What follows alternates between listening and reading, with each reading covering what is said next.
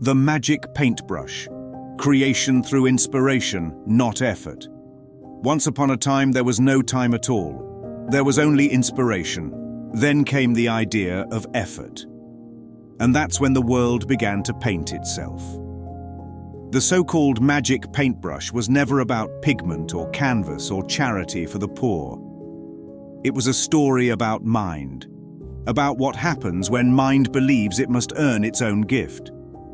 Every version of the tale, whether it's the emperor, the farmer, or the rich man, tries to teach the same tired lesson, that virtue makes you worthy of miracles. That love should be rationed according to conduct. That God's gift should be given to the good and withheld from the bad. But true creation has no favorites. It extends because it is. The boy with the brush doesn't discover magic, he remembers it. The brush isn't a tool, it's the symbol of thought itself. The moment he paints from his heart, form bends to the content of mind. Water flows, crops grow, and hunger ends, not because he's moral, but because he's in harmony. Then comes the emperor, the ego in royal clothing. The one who says, "Let me use creation for myself." That's when the brush stops working. Because the ego can command images, but it can't create reality. It can paint gold, but it can't make it real. When the emperor demands an island, we see the secret wish of the ego laid bare, to rule unseen. The island is the fantasy of autonomy, of privacy from God. The sea surrounding it is the mind's reminder, you cannot leave what you are. So the boy paints the sea, and when the emperor sails away, he's not punished, he's simply forgotten. His world sinks because belief withdraws from it. Every effort to control the brush is an effort to limit love. Every refusal to paint for the wicked is another attempt to judge what love cannot judge. That's why true miracles don't fix form, they overlook it.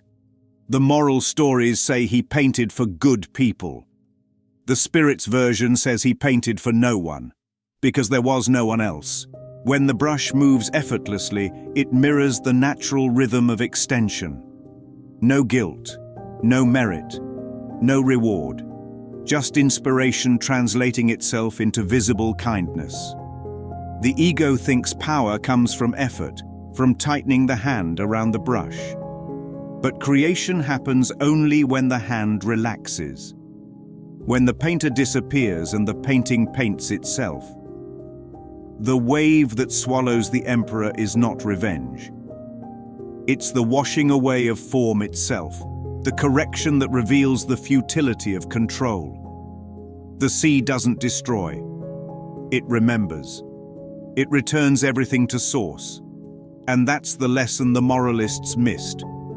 Creation never punishes. Effort never saves. The magic paintbrush is mind itself, neutral, unlimited, and perfectly obedient to the one who remembers where it came from. When you paint from the heart, you're not changing the world. You're letting it dissolve into light. Because the true miracle is not that your art comes alive, it's that you do. Portrait of a young artist who thought he was poor. He dreamed of bread, of paint, of a brush that could make his world come alive. But what he found was something the rich and the powerful could never steal. The real brush was his mind. And in the quiet space between his heart and the canvas, he remembered how to create without trying. The emperor built his island and was lost to it. The boy painted the sea and found himself in it. Both figures in a larger picture called the human mind, where every wave is a thought, every stroke a belief, and every illusion waits for its correction. Tonight's brushstroke comes from a palette of light and shadow, a reminder that when we try to control creation, we lose it. And when we let it flow, we remember we never left the canvas at all. You can call it a miracle. Or you can call it the Twilight Zone,